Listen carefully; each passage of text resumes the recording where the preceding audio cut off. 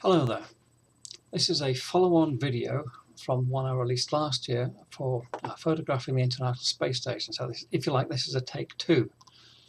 Now, originally, what I was going to do was just go over the images I took last year and show you, well, actually some screen capture that I now have that I didn't have then, of what I did in Lightroom and also what I did in PixInsight to produce the little animated video of the space station going overhead.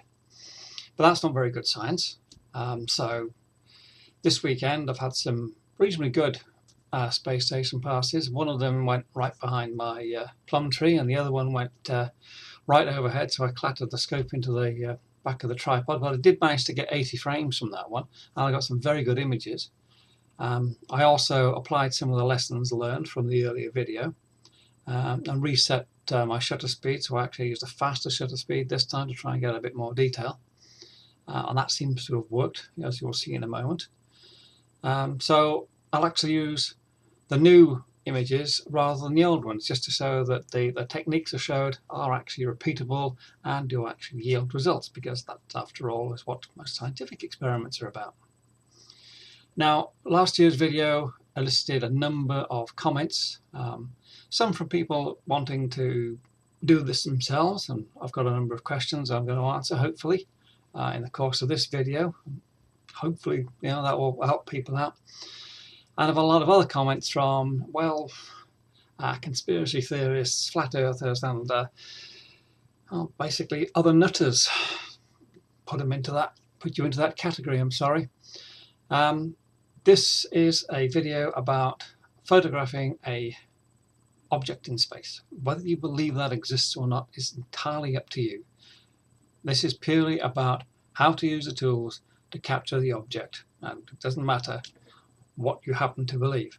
You can leave comments by all means, but if those comments use foul or offensive language, as they have done in the past, you'll find that I actually review all comments before they get published. So what actually happens there is that you won't actually see them. My kids look at my YouTube videos, and I'm not going to give that type of exposure to you or your followers if you're going to use foul language. So very sorry. I don't really like censorship on the internet, but I'm going to apply it on my own channel, particularly if you're going to use bad language. Anyway, with no more ado, let's move on with the first examples of the images, and I'll just switch the screen over so you don't have to look at my ugly mug any further. You can actually look at the images I've taken. Right, so let's start with the first question I've been asked, which is about exposure. Now, a lot of this has been trial and error. One of the things I've actually got on the screen here is Jupiter. Well, why on earth do I have a picture of Jupiter? If you look at these two here, one of the things I was experimenting with is how much exposure to use and what ISO setting to use on the camera. Now, I'm using a Canon EOS 60D. That's a reasonably old camera these days. That's got a Digic 4 processor from Canon. And I was experimenting with using either ISO 1600 here on Jupiter, which is reasonably grainy, or I don't know if you can see it on this one here. If I click over to the second picture, the one on the right here is the Jupiter taken at 1,000th of a second with 3200 ISO, whereas the one on the left is 1/500th of a second with 1600 ISO. So I've got roughly the same exposure. So I can double the shutter speed, because I've not made any adjustments here in Lightroom. But if you go into it, I've got roughly the same illumination, but the one on the right here, which is the 3200 ISO, is actually slightly grainier. I mean, I will point out that normally I would not attempt to photograph Jupiter in this way. And while we're on the subject, what you can see here is Jupiter at roughly the equivalent of the exposure that I would use for the space station. And what you can see here is you can see the disk of the planet. You can just about make out the great red spot here. And over here, very faintly, if I push the exposure up a little bit, perhaps if I do it on the right frame. All right, I'll stick with the right hand frame. Just here, I've got a little dot forming. So you can barely make out the Galilean moons. Now this actually leads into another question that I've been asked, which is, why can't I see stars when I'm looking at your pictures and your videos? Well, there are two reasons for that.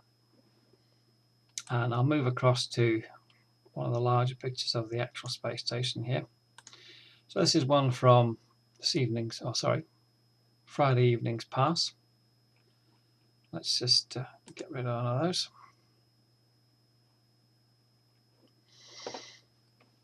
And what you'll see is I got a nice space station here, all nice and brightly lit.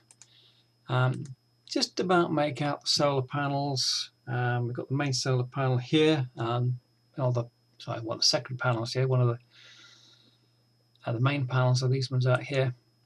But what you can see across this entire image, even if I wind the exposure all the way out here, so it goes absolutely red, is there are no stars visible. And the reason for that is that this space station here came over a pass of stellar magnitude equivalent of very roughly minus 3.8. Now that's something like about 2 or 3 times brighter than Jupiter normally appears in the sky. I mean, the brightest stars in the sky are things like Sirius, which is somewhere around about magnitude -1. And Sirius is a star that, if I wanted to photograph it with the telescope I was using, I would use something like 3 or 4 second exposure at ISO 400. Now, admittedly, here I'm at 1600, so I'm 4 f-stops higher, but I'm also taking this at 1/1600th of a second, as opposed to 4 seconds. Now, the dynamic range of most cameras is something around about 13 f-stops. Well, the difference between taking a photograph of Betelgeuse or Sirius at 4 or 5 second exposure and taking a photograph of a space station, which is twice as bright at 1/1600th of a second, is slightly more than 15 f-stops. So quite frankly, unless you've got a very bright star in the background here, you're not going to see it. The other thing to think about is that the photograph was taken with a 1500mm focal length telescope with a Barlow lens, so that actually makes it equivalent of a 3-meter telescope. I was tracking a moving object. If you actually do the calculations, the resolution from my camera is 0.3 of an arc second per pixel. So right across this distance across here, that's less than half a degree.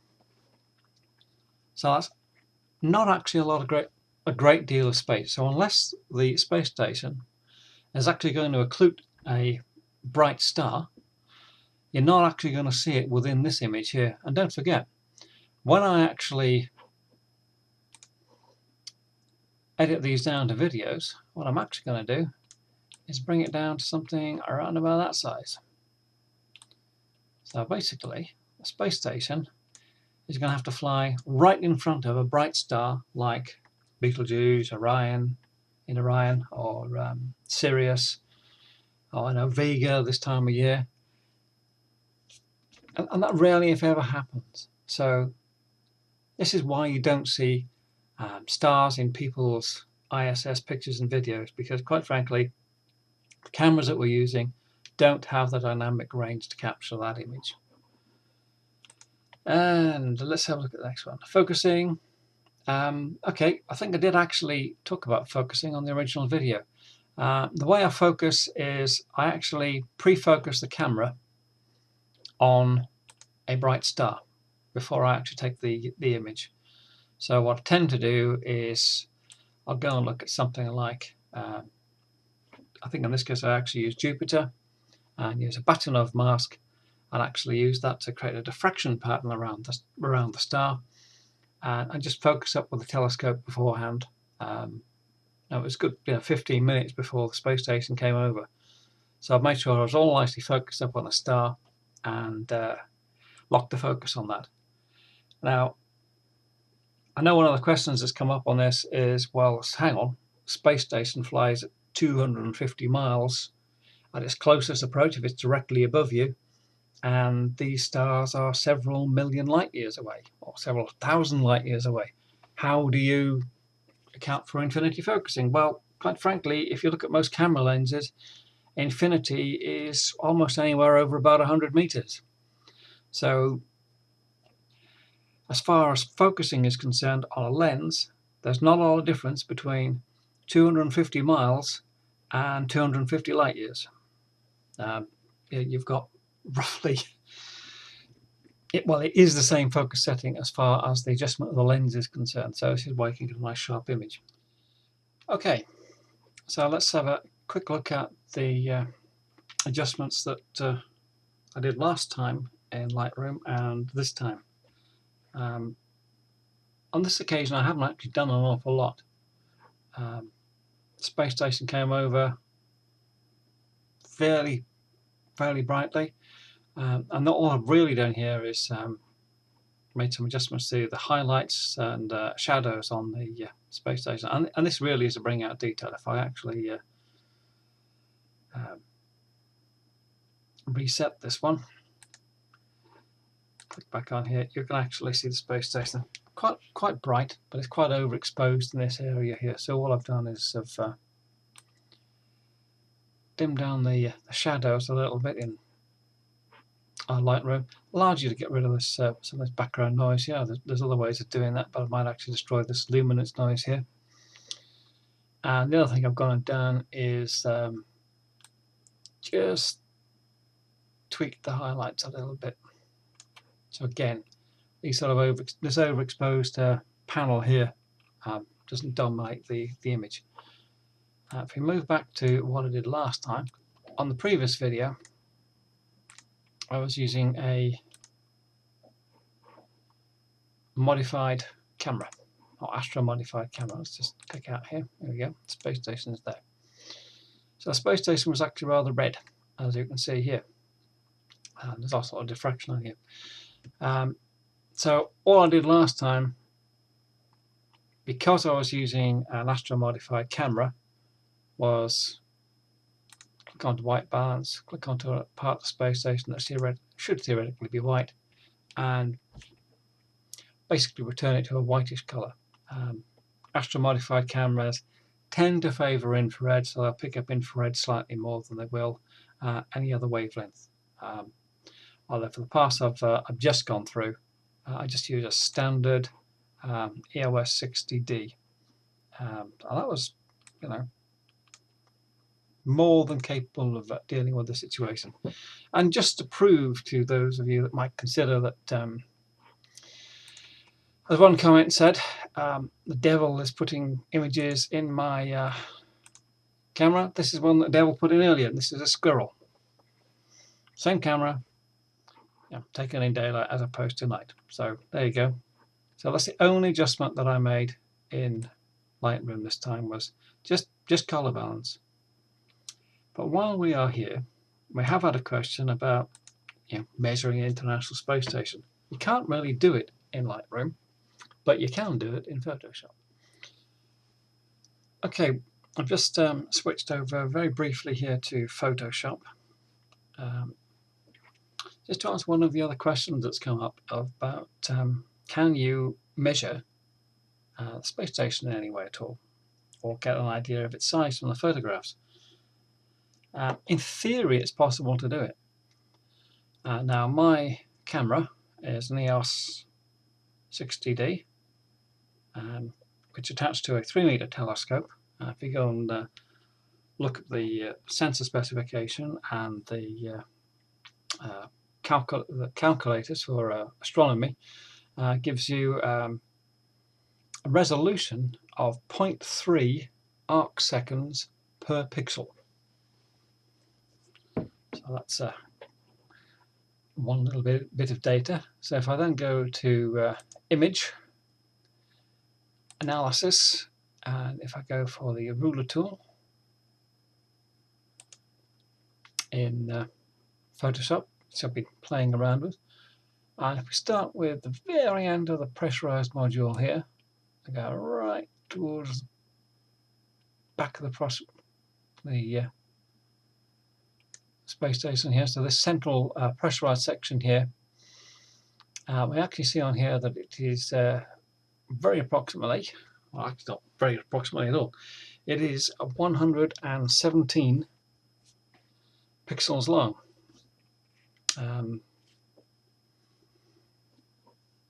Which is very approximately 34 arc seconds. Now, if you go and look up the stats on the space station, you'll actually find out that that boom section there is actually about 73 meters long. And another measurement we can take here is across the truss, which is across here, which is 109 meters according to the NASA website. And again, that comes out at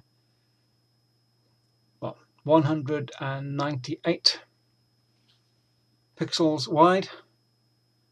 So again, that's very approximately 59 arc seconds going across that boom there. So again, you can use those measurements and apply some trigonometry against the known measurements of the space station or published measurements of the space station, and try and calculate from that what height it is. I'm afraid mathematics was not my strong suit at school, so people with better maths than mine better work that out for me. Right. So back to Lightroom. So these are the images as taken in Lightroom. So what we're going to do now is move on to Planetary Image Preprocessor, which I'll come on to in a few seconds. Right, so this is Planetary Image Preprocessor. This is the latest version, which click on help, it'll tell me which version it is. This is 2.5.9. Lovely piece about this software is that it is free to download. I use it for virtually all of my planetary imaging. So it's, if you're taking high resolution photographs of lunar craters or one of the planets, and you've got a lot of problems with seeing and the image is boiling away there, this piece of software really is good at sorting through those video files, stabilizing them, and actually bringing them back to a nice stable set of images that you can then go away and stack. Stacking software of your choice. I personally use AutoStacker. So what I'm going to do now is go through the space station images and look at preparing that for a little animation. So I go down here, add my image files. So these are my image files from earlier. As you can see, my squirrel's on here, so I'm not going to put him on it. I'm fairly certain that my space station starts somewhere around about here. That's Jupiter. There we go. 841, and it pretty much runs through to the end here. So click on open. So it uses raw files quite happily, and it's just telling me it's going to use join mode because I've used individual images. So if you're using a video, an AVI file, it would leave it in batch mode, but it's going to use join mode because we're using lots of single frames. What this frame is doing here is actually showing me the first sample of the video. And down here I've got a tiny little dot. That's the space station. I'll ignore that for now. So as you can see, I can use camera raw files. It tells me how many frames I got. If I was using video, it would tell me how many frames per second and all my video stats are. And I've got all the stats on my video files on here, where everything happens to be set. Down here I've got some optimization options that can be used. I'm going to click on ISS. So that does some presets for me. And I'm going to go to my input options now. So on here, depending on the file type you're using, you've got AVI, decoding options, and all sorts of other bits. I've also got the raw image options here. I'm not going to click on hot pixel fixes because I mean, basically in some of these videos the space station is about the only thing in there and it looks like a hot pixel, so I'm just going to leave that alone. So I'm not going to touch any of these. Processing options are much more interesting.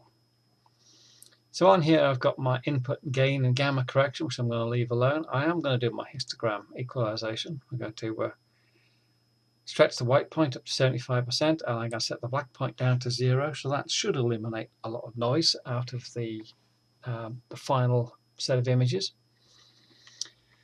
And the real magical part of PIP is this bit down here, the cropping section. So I'm going to enable cropping. And what this will do is it will detect the object in every frame. Now I'm just going to do a little test here, make sure that it can actually be seen. So I'm going to test my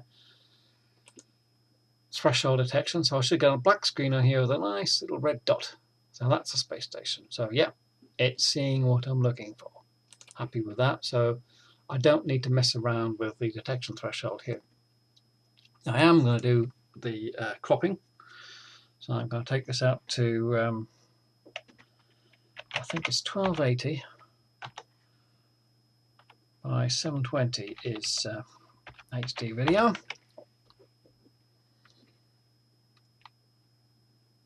And that's pretty much it. So that will crop my 18 megapixel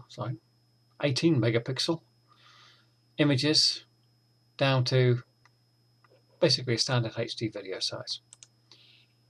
If I was going to go and use this for stacking, if I had a video file of Jupiter or something, I could actually do quality estimation at this stage. So if I was trying to get rid of all of the atmospheric distortion, I could get rid of it here, but I'm not going to do that.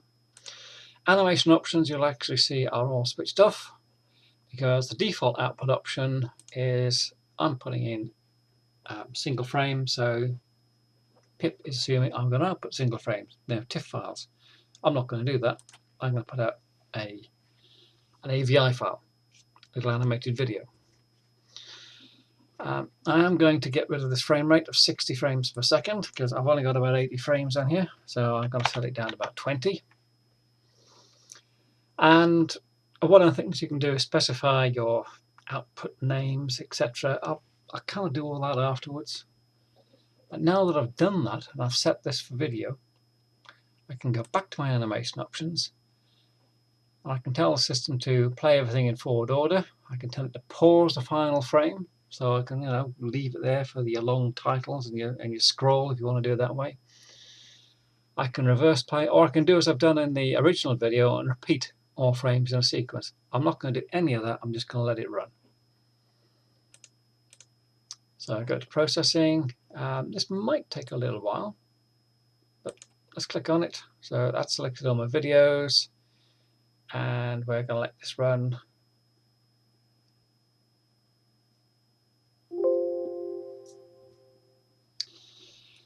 Right.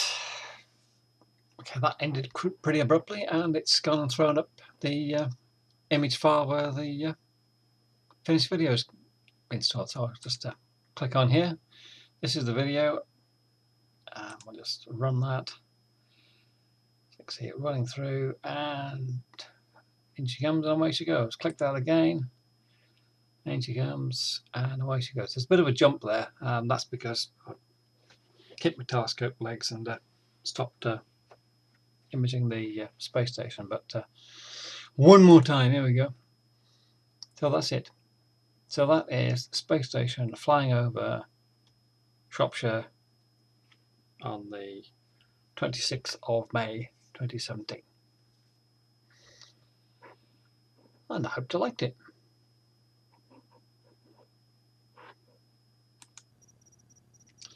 So there you go. That's take 2 of photographing the International Space Station.